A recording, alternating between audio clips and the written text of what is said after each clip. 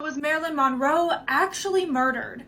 Well, a theory ended up coming out that she had an affair with President JFK and his brother Robert Kennedy. He's also known as Bobby. And the theory goes is that she was murdered by them because she knew too much. Dr. Peter Lawford introduced her to JFK in 1961. Their alleged affair was short-lived after them only meeting a handful of times. With him running for re-election, he was basically not wanting a Monica Lewinsky type scandal, so he decided to set her up with his attorney brother, Bobby. And even though he was married, they began their affair shortly after. But as her image kind of shifted in the public eye because of her pills and drinking, the brothers had to separate a little bit from her. Bobby tried to break up with Marilyn, but Marilyn threatened to go public with both affairs, stating that she was going to blow the lid off this whole damn thing. And it was theorized that she was around for several confidential conversations. It was possible that she knew top secret information about government affairs, like a plan to kill Fidel Castro, and information about Area 51. And in 1962, whenever she sang Happy Birthday, Mr. President, this was considered to be extremely scandalous. So it may have ended up becoming imperative for the Kennedys to keep her silent, and they may have staged her death to make it look like she had done it herself. But what other evidence is there?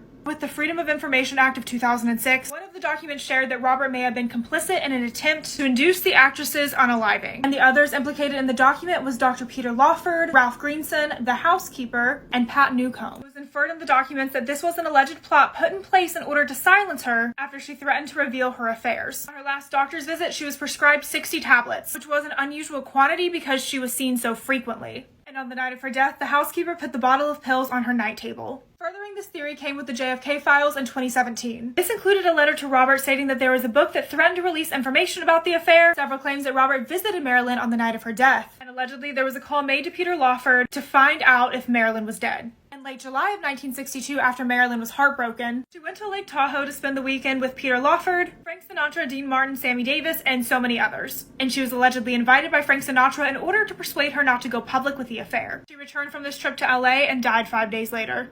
There was also several witness reports from the neighborhood stating that they heard a woman scream, quote, "Murderers, you murderers, are you satisfied that she's dead?" A lot of their relationship has remained sealed for national security reasons, so it's hard to prove anything.